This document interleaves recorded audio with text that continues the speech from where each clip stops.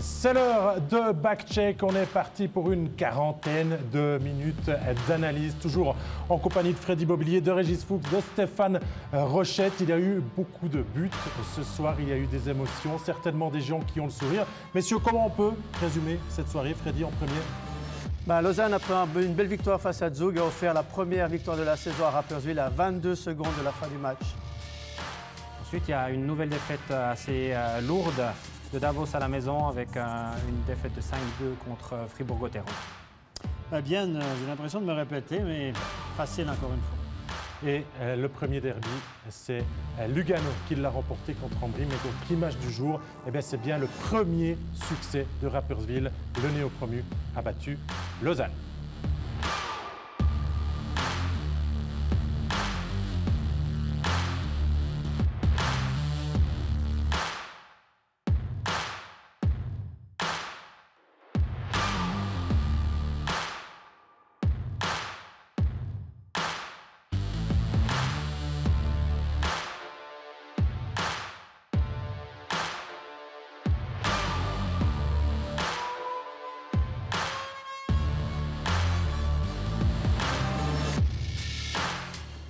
Installez-vous confortablement, on va tout vous raconter de cette 6e journée de National League. On est prêt, on a peaufiné les ralentis, les meilleures séquences et on va passer en revue la première rencontre de cette soirée, à savoir une rencontre entre Zug et les ZSC Lions, des Zougois et des Zurichois qui cherchent peut-être encore leur vrai rythme de croisière dans ce début de saison. C'est valable surtout pour la formation de Serge Aubin qui devait réagir et qu'il l'a fait ce soir à la Bossard Arena. Tout a très bien commencé pour eux avec l'ouverture du score, Freddy, par Pius Suter.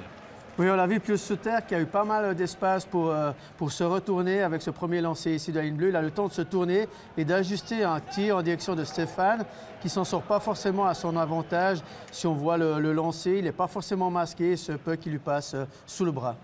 On va enchaîner les réussites parce que le début de match est vraiment à l'avantage des Zurichois, des Lions, qui vont doubler la mise par Chris Baltisberger. Régis, apparemment, la déviation devant Tobias Stéphane. Effectivement, là, Baltisberger, à son habitude, va où ça peut faire mal, ou aussi on peut faire des points. Et puis, il dérange d'abord Stéphane et pour finir par dévier le puck au fond des goals. Il y aura une dernière réussite dans la cage vide, Stéphane, d'un homme qui revient au jeu. Il s'appelle Frédéric Peterson. Oui, Peterson qui revient de sa suspension. On l'avait oublié, celui-là, suspension de 6 matchs en finale l'année passée. Lors du dernier match, on s'en souvient, Frédéric Peterson qui s'inscrit à la marque. Les bons marqueurs marquent aussi dans les cages vides. Les fins renards, ils trichent un petit peu, surtout quand l'équipe mène 2-0. Ils trichent un petit peu du côté offensif pour aller marquer un but dans la cage vide. C'est toujours tentant quand même. C'est toujours tentant. Comme les joueurs offensifs font souvent ça. Et souvent, les entraîneurs leur donnent un petit sucre aussi en les mettant dans cette situation-là en fin de match. Juste. Ils savent aussi qu'ils sont capables de trouver le but dans n'importe quelle situation. Exactement. Non, mais je pense que pour Serge Aubin, le retour de Frédéric Peterson, ça va peut-être être un petit soulagement parce que c'est quand même un gars qui marque 20-25 buts par année, power play, etc. Et puis de l'autre côté, Victor Stahlberg, messieurs, était blessé. Il s'est blessé à la jambe dimanche. Il a joué le 3e tiers, mais on voyait qu'il était ennuyé. Donc un gros morceau quand même, Stahlberg du côté de Zug qui était manquant. Puis on retour de Peterson. Ouais. Ouf de soulagement pour M. Serge Aubin, peut-être? Déjà, c'est un peu tôt dans la saison, non? Mais... Il y a eu beaucoup de changements, le titre à défendre, beaucoup de changements, mais positifs les changements. Parce qu'on a Chervenka, Wallenstein, Bodeman. C'est des plus-values quand même pas si mal, dans une équipe, Régis. Oui, c'est des plus-values, mais il faut tout mettre ça ensemble, il faut tout trouver une cohésion d'équipe, il faut que les rôles soient bien définis, que chacun accepte son rôle. Et puis ça prend quand même un petit peu de temps. Donc je ne me fais pas trop de soucis pour Zurich. C'est quand même une équipe qui sait gérer la pression, qui a l'habitude d'avoir de très bons joueurs aussi, et puis ils vont bien aller de l'avant. Oui, belle réaction en tout cas des ZSC Lions. On notera aussi la blessure au cours du match de Garetro qui est retourné au vestiaire. Donc Stolberg, Garetro, on en cherchera des nouvelles dans la soirée. C'est peut-être pas une très bonne nouvelle pour l'entraîneur Dan Tangnes. On va passer à la rencontre maintenant entre Davos et Fribourg. Vous le savez, Davos en ce moment ce n'est pas très fou, on va dire, dans le vestiaire, et Fribourg cherchait un 3e succès succès consécutif après son très bon week-end. Et les Fribourgeois ont été très appliqués. Dès le début de match, ils vont marquer dans la première minute de jeu à 62 secondes de jeu. Walser fait un grand pont, pour reprendre l'expression footballistique, sur le défenseur et ensuite s'en va battre, Freddy, Anders Lindbeck, peut-être vraiment pas à son affaire en ce début de saison. Bon, à l'image un peu du HC Davos en général, après avoir encaissé 7 buts quand même le week-end dernier à domicile face à Langnau, on voit qu'il démarre très mal ce début de match. Début de match idéal pour Fribourg-Gotteron qui n'en demandait pas tant. C'est vrai qu'après les 2 victoires consécutives de ce week-end, Fribourg qui voulait confirmer cela, donc il n'y a rien de mieux que de démarrer un match comme ça. Et pour parfaitement mener la suite de la rencontre, eh bien, il faut bien gérer les entames de tiers. Et ça, Fribourg le fait à merveille ce soir. Regardez, 1 minute 45 que l'on est de retour en deuxième période. Et Andrew Miller marque, Régis, son premier but cette saison sous ses nouvelles couleurs. Oui, effectivement, je pense que ça va lui faire du bien. Mais encore une fois, là, le gardien, il n'a pas l'air très bien sur ce but-là. Parce que du back-end depuis la ligne de fond, marqué comme ça, voilà, c'est pas à son avantage. Non, on est d'accord. Fribourg qui va profiter de marquer encore une troisième réussite en contre-attaque avec Vauclair et Holdener, Stéphane. Rien à dire sur ça. Belle exécution. Mais encore une fois, du côté de Davos, regardez, on perd un puck. C'est Dubois qui a perdu le puck le long de la bande. On donne une contre-attaque. Bonne passe de Miller. C'est Miller qui a fait la passe? C'est Holdener. Pardon. Miller a 2 points sur 2 buts. Mais là, Vauclair sur réception, là, on ne peut rien reprocher au gardien. Gaucher, tir sur réception, la passe était très belle, bien placée. Il y aura un temps mort demandé par Arnaud Delcourteau à 3-0. On peut le comprendre, il a perdu le dernier match 7-0. Il attend peut-être beaucoup plus, on en est même certain de son équipe. Mais réaction, il n'y aura finalement pas parce que c'est bien finalement Fribourg qui va encore saler l'addition avec le 4-0 qui sera bien revu à la vidéo, marqué par Lotak. Cette réussite numéro 4 dans la rencontre, Freddy. On allait voir la vidéo parce qu'il y a une scène cocasse là, notamment avec le rebond accordé devant Lindbeck et le jeu de Sprunger. Oui, exactement, avec enfin un powerplay qui fonctionne du côté de Fribourg, un tir de la ligne bleue et puis on voit ici Sprunger et Lotak, les deux à la lutte. On soupçonnait peut-être Sprunger d'avoir glissé sa canne sous le gant du portier d'Avosien, mais il n'en était rien. Et ce but-là de Lotak fait vraiment du bien à Fribourg-Gotteron et pour son powerplay également. Oui, soulagement pour Fribourg, 4-0 à Davos. L'histoire se passe bien, mais les Dragons vont quand même se concocter un petit peu le but de gag de cette soirée. La réduction du score, un tir de Sean Prince qui va prendre de la hauteur. Tout le monde, Stéphane, perd le puck des yeux et finalement il retombe dans le but. Ça fait 4-1. Un beau jeu, c'est Corvi, là, la ligne bleue de Corvi. M'impressionne de plus en plus. Gars, un tir, le puck est dans les airs, regardez, bam, ça retombe. Derrière le gardien, millimétré. Donc, ça sera pour l'étranger de Davos, c'est probablement pas son plus beau but en carrière, mais peut-être un petit plus chanceux, les gars. De temps en temps, ça fait du bien aussi. Oui, ça fait du bien, il faut les prendre parce que du côté de Davos, on n'a encore pas eu énormément de réussite. On a quand même shooté 40 fois ce soir. Berra était excellent, messieurs. 95% de réussite, a fait un très bon match. Peut-être une affaire de gardien là aussi. Si on change les 2 gardiens de côté, le résultat s'est inversé peut-être. Là, il y a peut-être plus de probabilité. D'accord. Ah oui, effectivement. Il y aura une 5e réussite, c'est le doublé pour Andrew Miller. Il lui fallait peut-être quelques matchs pour se mettre dans la température des patinoires fribourgeoises. Oui, c'est vrai qu'il était un peu critiqué lors des précédentes sorties. La peine à marquer des buts, mais c'est toujours la même chose. On attend beaucoup des renforts étrangers dans notre championnat suisse et spécialement du côté de Fribourg. Donc là, un doublé ce soir, ça va peut-être le lancer pour la suite. Comme dans le match que vous verrez plus tard entre Lugano-Ambri, Davos qui finit par réduire le score en fin de rencontre. Là, un trafic devant Berra, une déviation.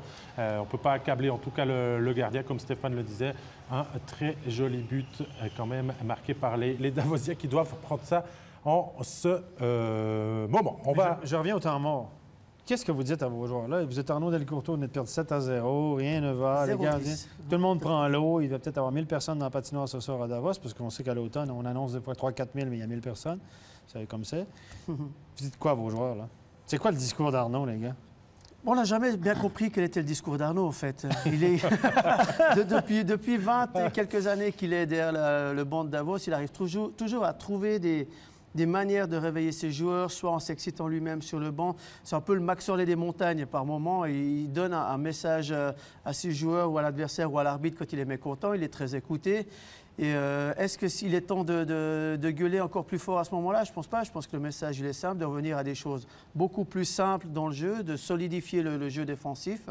Et puis les occasions offensives, elles viendront déjà. Bon, on a quand même shooté 40 fois, on l'a dit, hein, 40 tirs au but du côté de Davos. Mais je pense que le premier but, les 2 premiers buts ont fait mal. Ouais. Je pense qu'au moral de l'équipe, tes joueurs, tu es assis sur le banc, là, tu dis, oh, après avoir perdu 7-0, il fallait marquer en premier ce soir pour peut-être espérer retrouver un bras de confiance. Parce que tu joues du hockey de rattrapage, avec tu as 40 shoots, mais tu joues du hockey de rattrapage, tu y crois, mais tu y crois pas vraiment. Il ne doit pas y avoir beaucoup de sérénité non plus avec les histoires des gardiens. Je ne pense pas que ça aide énormément et puis ça doit peser sur le moral des joueurs. Mais on parle d'un fin de cycle à Davos aussi. Enzo Corvi, bien sûr, sur le marché des transferts. Hein? Peut-être lui et Hoffman, c'est les 2 gars les plus en demande en Suisse actuellement. Enzo, de la façon que c'est parti, est-ce qu'Enzo Corvi aura envie de rester à Davos?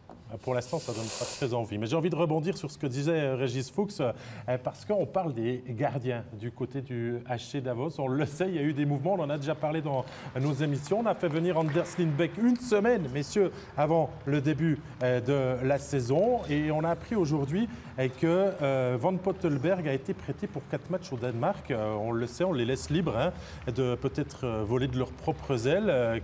Quel est le signal là derrière qu'on doit lire, Freddy, sur ce qui se passe à Davos? Bien sûr sur les gardiens, mais sur l'attitude générale de ce début de saison.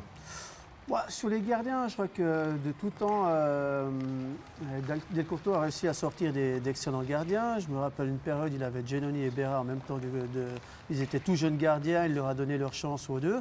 Il a toujours été à l'affût de ce qui se passait. Il a une chance, c'est que chaque année, au mois de juillet, il y a quand même tous les camps des équipes nationales qui vont à Davos se préparer au mois de juillet. Donc il peut aussi faire un petit peu son marché, observer les jeunes gardiens en devenir. Il descend en Tongue et puis en Bermuda, il est vite à la patinoire. Mais ça veut dire qu'il s'est trompé avec Senne et Van Pottelberg? Non, je ne pense pas. Je pense qu'il a deux excellents gardiens, mais qui effectivement lorgnent peut-être un peu ailleurs que Davos. On voit de plus en plus quand même de concurrence entre les gardiens un petit peu partout, que ce soit du côté de Lausanne aussi, par exemple, avec l'arrivée de Stéphane la saison prochaine. Oui, Stéphane. Oui, Tobias Stéphane. Tobias Stéphane. Donc, il y a une pression de tous les instants sur les gardiens. Puis, ils sont encore jeunes, les 2, Van Pottelberg et Senne. Donc, ils ont la possibilité peut-être d'aller voir ce qui se passe ailleurs. On n'a pas engagé n'importe qui. Anders Lindbeck, c'est quand même un joli passé, mais pour l'instant, il n'y arrive pas. Il n'est pas aidé par la défense. On est d'accord, Régis? Non, il n'est pas aidé. Puis, je pense surtout que la situation des gardiens à Davos, elle est compliquée. Et maintenant, Arnaud s'est un peu fait une raison par rapport à ces 2 gardiens qui veulent partir. Et puis du moment où on n'entre plus trop dans ses plans, lui passe facilement à autre chose et puis il le fait payer. Il n'a pas changé de gardien pendant le match de 7-0, il n'a pas changé de gardien non plus ce soir pendant ce match contre Fribourg. Van Pottelberg va partir quelques matchs au Danemark. Donc voilà, c'est un message fort que Arnaud envoie en disant « Vous voulez essayer de voler de vos propres ailes? Moi, je voulais vous donner votre chance, mais maintenant, assumez. » On va essayer de comprendre ce qu'il se passe à Davos et peut-être la personne la plus adaptée pour nous le dire, c'est l'un des romans de cette équipe. Il s'appelle Félicien Dubois. Félicien Dubois, 2e défaite à domicile après le 7-0 contre Langnau, 5-2 contre Fribourg. Plutôt difficile à vivre, à voir. Oui, c'est clair, c'est pas ce qu'on veut. C'est une situation vraiment difficile, on est vraiment profondément au fond du trou et on ne doit pas se cacher. C'est nous qui sommes responsables de ça, c'est nous qui nous sommes mis dans cette situation et c'est à nous de faire le nécessaire pour en sortir. Est-ce que vous voyez des motifs d'espérance pour sortir justement de cette situation ce soir? Maintenant, après le match, c'est difficile honnêtement, mais on est obligé d'aller chercher, il va falloir réfléchir, il va falloir qu'on parle entre nous parce que la saison est quand même encore longue, c'est clair que c'est un très mauvais départ, on n'est pas où on voulait. Mais il faut chercher des solutions. C'est que la pire chose à faire maintenant, ce serait d'abandonner. Bien sûr. Et puis, est-ce qu'il y a des explications à cette situation? Probablement oui. Parce qu'on ne peut pas chercher d'excuses. Comme j'ai dit avant, on est responsable. Nous, il y a des choses qu'on a fait faux, qu'on continue de faire faux. Et ces choses, on doit les corriger au plus vite. Même si la saison est encore longue, comme je disais avant, le temps presse quand même. Parce qu'on ne peut pas aligner comme ça les défaites, surtout en présentant ce style de jeu. Donc oui, il y a des explications. Merci Félicien Dubois. Merci. En tout cas, Félicien Dubois semble savoir les explications qu'il y a dans le vestiaire. Il ne veut pas encore en dire un petit peu plus. Il propose aussi une réaction de l'autre côté, du côté fribourgeois, où le sourire doit normalement être sur les lèvres d'un grand monsieur. Ce soir, il s'appelle Andrew Miller. Andrew Miller, another win for Fribourg, and you scored 2 goals. Quite a good evening tonight. Yeah, it was nice. Our team played well, and we moved our feet, and we wanted to play with the puck and make sure we played in their zone. And I think we did a good job of that. How's the feeling in the dressing room? Must be much better than after 3 games. Is it very important for you? Of course, it's always great to win, and I've had 3 here, but I think we want to play good periods and consistently, and consistency wins games, and I think we want to grow as a team each game, and obviously I think with consistency wins will come. So we want to take each day and each game one at a time, so we don't really think too far ahead or too far behind. Lots of penalty in the first games of the season. Now less. Did you work on that? Yeah, I think we want to work on making sure we take less penalties and move our feet, and that's definitely a few different rules this year. So I think our team is trying to learn and do our best, and the less penalties you take is definitely better for the game. Thank you. Bon, on a peut-être parlé un petit peu trop vite en disant qu'on allait retrouver Andrew Miller souriant, mais le message, Stéphane, dans les paroles de l'étranger. Ça a été très simple, hein? Il ne sautait pas en l'air, là, on est d'accord. Ça ne transpirait pas la joie. Il n'y avait pas de cigare du tout là. Non, mais il a dit on a bougé les pieds finalement. Il dit on a joué un bon match, on a bien bougé les pieds, on a joué dans leur zone. C'est toujours mieux que de jouer dans notre zone, ça, on l'a bien compris. Il dit c'est super de gagner. Il dit je crois que la consistance, la régularité ou la consistance fait une bonne équipe. Donc, si on est consistant, on va gagner des matchs. Il ne faut pas avoir trop devant, pas avoir trop derrière. Il faut prendre match par match. Un grand cliché, encore une fois. Et puis, c'est bien. En anglais, c'est la même chose. Il a aussi dit que c'est bien de prendre moins de pénalités, ça aide à gagner. Puis, on apprend de match en match et puis que ça devrait aller de mieux en mieux. Puis voilà. Bon, si on sort du discours, Régis, mine de rien, c'est quand même 3 succès consécutifs maintenant pour Fribourg. La saison est lancée. J'espère pour eux qu'elle soit lancée parce qu'avec le début qu'ils ont eu maintenant, d'avoir eu cette première victoire à Bienne, d'avoir pu confirmer le lendemain, même si ça a été difficile contre Apperswil. Là, un déplacement à Davos, c'est jamais évident. Il y a beaucoup de kilomètres, on a quand même la fatigue, même si on a des cars climatisés et puis qu'on ne se promène plus en calèche. Mais ça reste quand même un long déplacement qui est prouvant et puis c'est jamais évident. Donc il y a l'altitude et tout. Ramener des points, c'est toujours bon. C'est inquiétant par contre pour Davos. On les plaçait déjà peut-être sous la barre dans nos pronostics d'avant-saison. Ça se confirme en tout cas dans ses premiers coups de patin. Ça se confirme, la saison elle est encore longue, il n'est jamais trop tard. Il y a des gars d'expérience, il y a des jeunes qui en veulent. Je pense que Félicien Dubois saura aussi dire les mots qu'il faut dans le vestiaire. Il a beaucoup d'expérience, c'est un joueur sage également. Je pense qu'effectivement, ils vont avoir quelques petites discussions entre eux. Et puis c'est vrai que peut-être qu'il y a un décalage maintenant, puisque Arnaud Delcourteau, c'est un peu sa 3e, presque 4e génération de joueurs qui voit passer à Davos. Peut-être que là, il y aura Non, il n'y aura pas de changement. Non, on risque rien, Arnaud. Est-ce qu'Arnaud Delcourteau serait capable d'adapter le style de jeu à son équipe? Parce qu'il a toujours joué un style, hein? C'est à l'abordage, tac, D2D, up the wall, on parle. Est-ce qu'il serait capable de prendre une équipe qui ne va pas bien, qui est moins talentueuse, puis en faire une équipe solide défensivement à limiter les dégâts? Est-ce qu'Arnaud a déjà fait ça, messieurs? On verra. Je ne sais pas, mais moi j'ai eu l'impression aussi qu'il avait quand même déjà un peu changé son style, mais offensif, c'est-à-dire offensif dans le forechecking. Et vous l'aviez démontré, hein, où ils sont maintenant très passifs, où ils attendent très haut. Moi j'ai aussi l'impression que ça ne porte pas les fruits, et puis que ce n'est pas le Davos qu'on connaît, et puis ce n'est pas le Davos qui a du succès. Et ils ont quand même des très bons patineurs, ils ont quand même des très bons joueurs. Et puis, mais ce n'est pas à moi d'apprendre le métier à Arnaud, ça je ne pense pas, mais c'est très surprenant de sa part. On aura en tout cas l'occasion encore d'en parler, hein, certainement. Il reste encore beaucoup de journées. Je vous propose de partir en direction des terres saint-galloises pour voir si le néo-promu a pu peut-être bousculer la hiérarchie et engranger sa première victoire. C'était contre Lausanne. Il faut toujours se méfier hein, quand on se déplace face à une équipe qui est dernière au classement. On peut avoir peut-être l'impression que la victoire vous tend les bras. Et Lausanne a pourtant fait le travail en début de match avec l'ouverture du score. Très jolie ouverture du score, Freddy, signé Vermin sur assist de Torrey Mitchell. Oui, très beau but qui arrive assez tôt dans la partie, après un peu plus de 6 minutes de jeu si je ne fais erreur. Donc une belle exécution, un beau but, une belle finition de Vermin. Lausanne qui commence ce match dans des conditions idéales, mais qui par la suite a eu de la peine à confirmer ce bon début et puis s'est laissé un peu embobiner dans un faux rythme imposé par Apperswil. Les Lausannois ont encore tiré sur le poteau et ont manqué peut-être le break dans cette rencontre. Ils vont subir l'égalisation au powerplay dans les toutes dernières secondes.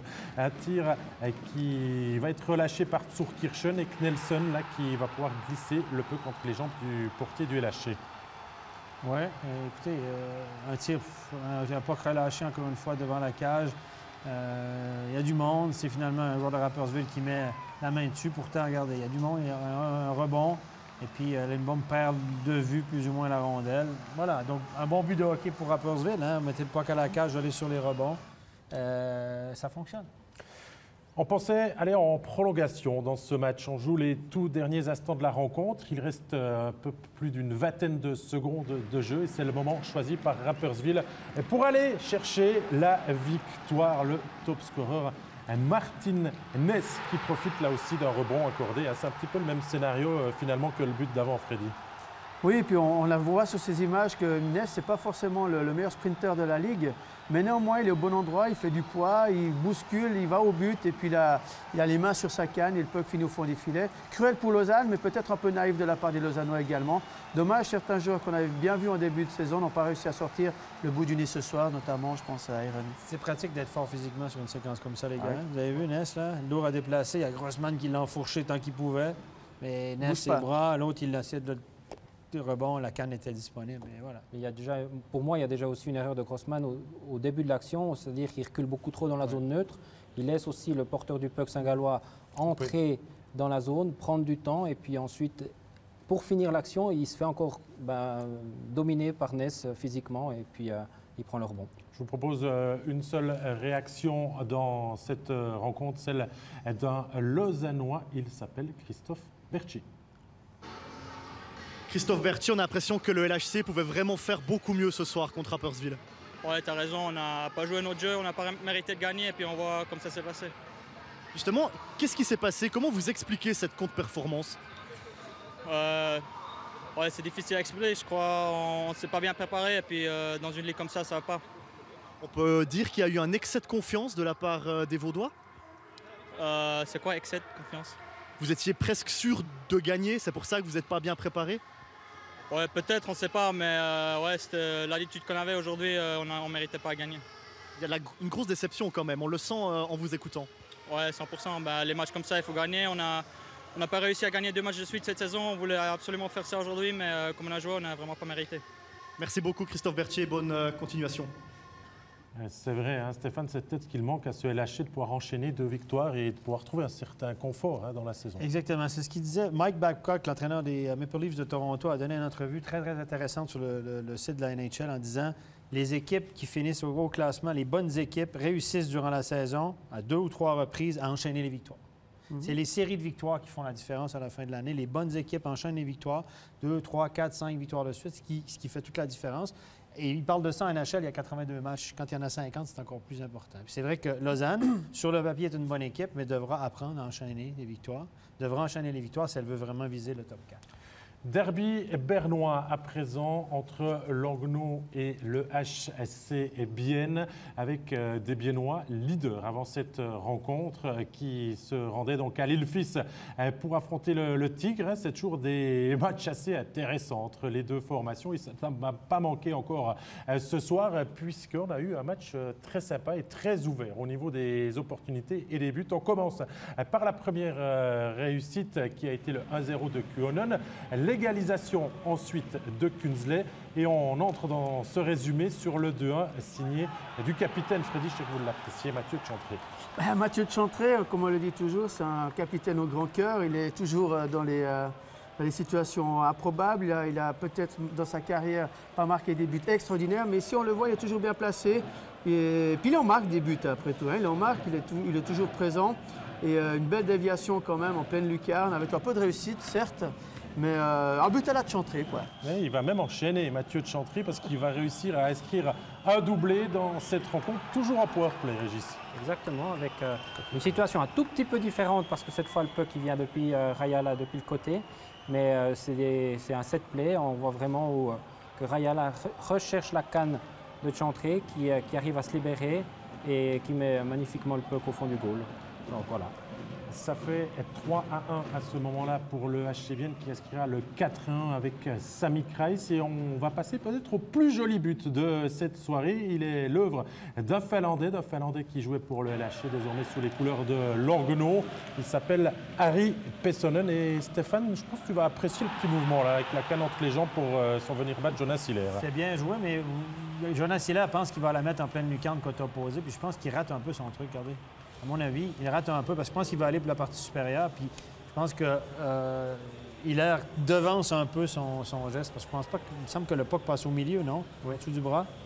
Voilà. Donc Hiller a triché un peu pour aller la chercher, puis il s'est fait battre en dessous du bras. Mais le geste technique, monsieur, il fallait le faire quand même. Oui. C'est assez peu probable de réussir un tel geste arrêté devant le gardien. Il a eu du temps. Une situation telle que celle-là, il a eu énormément de temps. Peut-être qu'Hiller craignait peut-être un back-end par-dessus son épaule. Il y a tellement de possibilités, mais il fallait oser et il l'a fait. Oui, chapeau. Il a réussi. Ah oui, c'est ça. Vienne a en tout cas su conserver, et malgré ce but, tout son sang-froid, puisqu'ils vont inscrire le 5-2, le 5-3, puisqu'on vous avait promis des buts et qu'il y en aura, est inscrit par Chris Di Domenico. Les étrangers qui ont essayé de relancer les intérêts de leur équipe. On sait qu'à Langnau, en tout cas, on ne baisse jamais les bras, Freddy. Non, effectivement, à Langnau, tant que ça n'a pas sonné, ça a beau sentir un petit peu la saucisse dans le coin à gauche, au fond là-bas, mais les joueurs de Langnau ne vont jamais baisser les bras, ils vont aller jusqu'à la dernière seconde.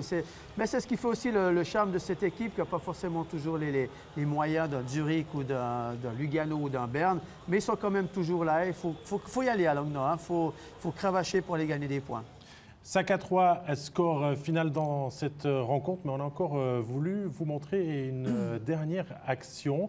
Il s'agit d'une charge à la tête sur Damien Brunner en fin de match, signé d'un aussi coutumier du fait finalement que Grégory Chiaroni. Il s'appelle Yannick Blazer. Et Stéphane, je te laisse parler de l'action qui est inutile comme ça. Il est en retard, en milieu de glace et il s'en vient descendre son adversaire. Bon, il y a de la chose qu'on peut dire à cette décharge. Damien Brunner est bien en bas. Pour moi, il n'y a pas une grosse extension du corps. Il ne saute pas. Il n'y a pas de coude. De ce que j'ai vu, là, regardez, on va regarder au ralenti. Regardez, Damien Brunner a la tête presque à la hauteur de la bande. Regardez, il est quand même en bas. Tac, un grand classique. Le joueur, le puck est trop long, il s'étend, il se penche un petit peu. Mais encore une fois, techniquement, on ne peut pas reprocher grand-chose à Blazer, mais il sait que son opposant est vulnérable. Il peut juste soulever la canne, tourner puis ramasser la rondelle, mais il s'en fout de la rondelle. Il va lui donner un bon coup. Il sait qu'il est mal placé. Il choisit de lui donner un bon coup d'épaule dans la figure. Il sait qu'il est mal placé. Il sait très bien qu'il ne l'a pas vu venir. Et puis, comme tu le disais, il a la tête en bas, donc d'autant plus vulnérable. Et là, ben, effectivement, tu vas pas chercher... La charge, elle est directement au visage, de nouveau. Donc, si là, ce n'est pas sanctionné, mais on fait un pas en arrière. Moi, si je la compare à celle de Chiaroni et de Pedretti, spontanément, je dis qu'elle est moins grave dans l'idée. Parce qu'il n'y a pas l'extension du corps, il n'y a pas l'extension du coude. Par contre, il ne joue pas le puck. Il joue la tête. Et puis il va de bon cœur. C'est ça, on doit sanctionner. Joueur vulnérable. On doit arriver à un tolérance zéro au niveau des charges à la tête. Et je me souviens ici sur ce plateau, on avait eu un reportage il y a 2 ans en arrière. Il y a eu plus de 100 commotions déclarées, sans compter celles qui passent un peu peut-être contre les gouttes. Là, je pense qu'il y a un réel débat à ouvrir. Allez, messieurs, on passe à l'interview du côté biennois. C'est l'auteur du doublé, le capitaine Mathieu Chantré. Mathieu Chantré, victoire 5-3 sur la glace de l'Île-Fils. Ça a été une victoire difficile à se dessiner pour votre équipe. Oui, surtout pas facile. C'est jamais facile ici à Langnau. Ils ont joué très très physique, on le savait. Puis je pense que c'était très très important qu'on fait un bon premier tiers-temps. Et surtout rester assez discipliné. Malgré on a pris quand même 2-3 pénalités de trop. Mais en tout, je pense que c'était un bon match. Un match qui a été marqué par les situations spéciales. Vous avez marqué un doublé ce soir, 2 fois en power play. Est-ce que c'est l'utilisation qu'Antti Tormeinen a fait de vous ce soir qui a provoqué ceci? Il faut toujours un peu avoir de la chance aussi. C'est un jeu où on essaie assez souvent. Aujourd'hui, ça a fonctionné. Alors, j'espère qu'on peut être content. Mais de l'autre côté aussi, il faut voir qu'on a encaissé un but en power play. C'est ce qui ne nous pas arrivé. Alors, il y a eu du bon puis du mauvais aussi. Alors, il faut rester avec les pieds sur terre et continuer. Merci. Merci beaucoup Mathieu. Merci à Julien Massy pour cette réaction. On passe au dernier match de la soirée avec bien sûr un grand monsieur dans le derby tessinois. Il s'agit de Sébastien Reuil qui a fêté ce soir son 1000e match. La plupart de sa carrière bien sûr avec Lugano, aussi à Cloton, à Rapperswil. Freddy, qu'est-ce que cela peut vous aspirer quand même ça de rentrer, d'être le 12e homme dans le clan des 1000? C'est quand même respect. Ah bah, un immense respect, on en parlait tout à l'heure, c'est vrai qu'à nos débuts, bon ouais, il est arrivé peut-être juste un peu après quand même. À nos débuts, on avait 36 matchs par saison, donc difficile d'atteindre les 1000 matchs, mais néanmoins là on voit la longévité du bonhomme. Je pense que là derrière, il y a aussi quand même toute une discipline à avoir, une hygiène de vie, du travail. À 37 ans, on ne récupère pas la même chose qu'à 20 ou 25, mais il est toujours là, puis il l'a démontré la saison dernière en faisant des playoffs extraordinaires. On va maintenant passer au derby à proprement parler, parce que c'était la petite cérémonie d'avant-match. On va passer à Lugano-Ambri parce qu'il y a eu beaucoup de choses dans cette rencontre, à savoir le premier but tombé après 4 minutes 36, contre-attaque, la passe de Lapierre, Régis et la finition parfaite de Alessio Bertaggia. Oui, alors toute l'action, on va dire, est quand même bien menée parce que la passe de Lapierre, elle est quand même parfaite pour décaler Alessio Bertaggia. Et puis ensuite, Bertaggia prend vraiment un tout petit peu de temps pour ajuster la lucarne. C'est absolument magnifique comme ça. On continue, le 2-0 d'un défenseur offensif roman, Stéphane Romain Leffel. Là aussi, il y a du temps, il vient de loin, mais il a le temps de pouvoir ajuster correctement Benjamin Cohen. On a spéculé à la ligne bleue adverse encore du côté d'Ambry. Mauvais back-checking. Romain Leffel a battu les back-checkers de l'autre côté. Les défenseurs, il est arrivé le premier en support, créant un surnombre. Et quand vous laissez Romain Leffel là, quand même, c'est quand même un défenseur offensif. Regardez, son tir est parfait dans la lucarne. Je suis content pour Romain Leffel qui connaît visiblement un bon début de saison. Ça se passe bien pour lui. Romain Boitan nous l'a dit à la pause, ça se passe bien pour lui. Ce soir, il y avait le casque de top scorer, mais ici, défenseur. Et il confirme avec cette réussite supplémentaire. Les 22 premières minutes de cette rencontre sont toutes en faveur des Bianconeri, puisqu'il y aura encore un troisième but. Et finalement, on corrige pas vraiment les erreurs défensives. Et Lapierre, Bertaggia, Régis, là, qui concocte encore une fois le 3-0. C'est un petit peu le même but que vous nous avez commenté juste avant. Exactement. Là, on voit la passe encore presque plus belle qu'avant par-dessus la canne du défenseur léventin. Et puis Alessio qui prend de nouveau un petit peu de temps pour ajuster la lucarne. Benjamin n'est pas non plus à son avantage parce qu'il met un peu de temps à se déplacer. Sur les deux actions, les défenseurs ont fait exactement la même chose. On mis la canne par terre pour prévenir la passe en transversale, mais c'est facile, messieurs. Quand la canne est par terre, la lifter par-dessus, c'est un jeu d'enfant. Surtout pour certains joueurs. Ben oui, il faut garder la canne, bouger la canne, décourager la ligne de passe. C'est un geste de dernier recours. Défenseur, quand il ne sait plus quoi faire, il essaye ça. Vous avez vu le 3-1 en powerplay d'Ambry à 3-0. On pensait peut-être que le derby était peut-être joué un petit peu trop vite, mais Ambry a eu une saine réaction, est revenu à marquer le 3-1, est passé vraiment plusieurs fois proche du 3-2.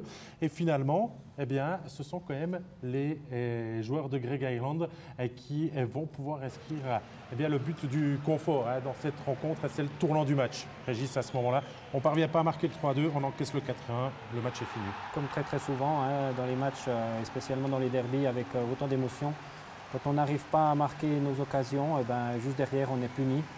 Et l'adversaire arrive, lui, à prendre les quelques opportunités qu'il a pour les mettre au fond.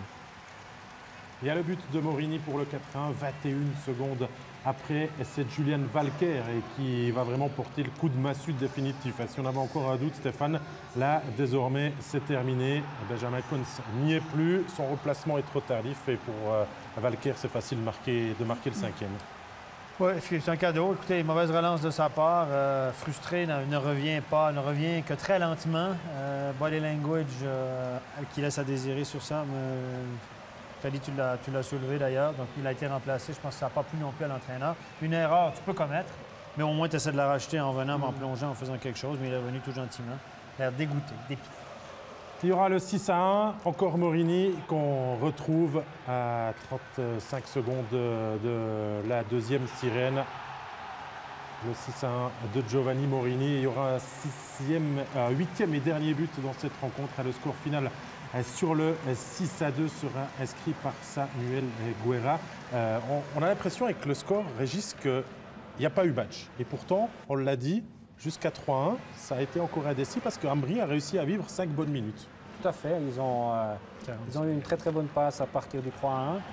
Mais comme on l'a dit précédemment, ils n'ont pas eu la faculté et le réalisme pour mettre ce fameux 3-2 qui les aurait vraiment remis dans le match. Et au contraire, c'est Lugano qui a réussi à mettre le 4. C'était notre match studio. On va donc passer à notre habituelle chronique de fin de rencontre, le top et le flop. Messieurs, vous avez chacun choisi un top et un flop. À commencer par le top. Alors, c'est quand même un tout petit peu bizarre quand on voit un match comme ça, 6-2, choisir un top et puis dire que c'est le réalisme de Lugano et puis de ne pas trouver quelque chose de mieux. J'en suis désolé, mais pour moi, c'est vraiment le point fort de Lugano ce soir dans ce match. C'est son réalisme sur le peu d'actions qu'ils ont eu au début du match, de les transformer chaque fois en goal. Et ça a chaque fois fait mal à Ambry. 29 tirs, 6 buts marqués, on comprend le réalisme. Oui, alors c'est vraiment là du réalisme à l'état pur. Et puis, je ne pense pas qu'ils auront des statistiques comme ça chaque soirée. Mais sur ce soir-là, c'est vraiment pour moi ça qu'ils ont très bien fait. Le flop, Freddy, on le voit dans le mur? On le voit dans le mur, effectivement. Le flop va à l'opposé de ce que, va dans le sens de ce que dit Régis plutôt, puisque de mon côté, le flop, je dirais, pour gagner des derbies, pour gagner des matchs, même si au début de match, il a été abandonné par ses défenseurs sur les 3 premiers buts, on a besoin d'un excellent gardien pour battre ce Lugano-là, et spécialement du côté d'Ambry, on a besoin d'un gardien qui se sublime. Et puis ce soir, j'ai le sentiment quand même que Benji est passé à côté de son match. Pour moi, ce sera le flop. Ouais, mais la défense, Stéphane d'Ambry, n'a pas non plus été très en vert. On a commis beaucoup de revirements, il l'a dit. Évidemment, on a parlé du style agressif d'Ambry. On était agressif, mais on était trop agressif. On a spéculé du côté offensif. On a voulu trop en mettre, peut-être trop d'énergie, peut-être trop d'émotion dans le match. Les défenseurs se sont compromis. On a vu des attaquants se faire prendre 3 en profondeur, donner des surnoms. On a vu sur le but de Romain Lefebvre, on a eu 2-2 contre 1. Il y a 3 des débuts, c'est 2-2 contre 1 puis un 3 contre 2. À ce niveau-là, voilà. Allez, il est le temps de l'écouter. On vous l'avait promis. Il s'agit du millénaire, comme l'a appelé Régis Serf pendant notre match. Celui qui fêtait son 1000e match ce soir, Sébastien Reuil.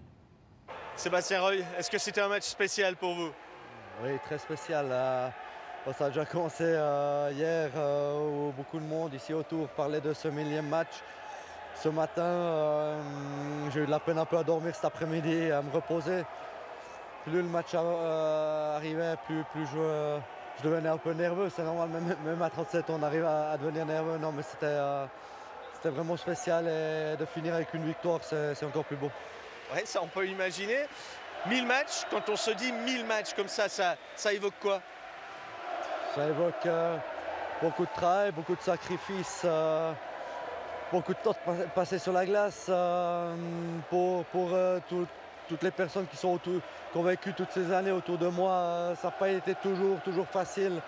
Il y a eu des hauts, des bas. Une carrière de sportif professionnel, c'est beau, c'est magnifique. Mais comme je l'ai dit, il n'y a pas toujours que des hauts. Et puis, donc non, ça prend beaucoup de choses, du travail, beaucoup et de la passion surtout pour ce sport.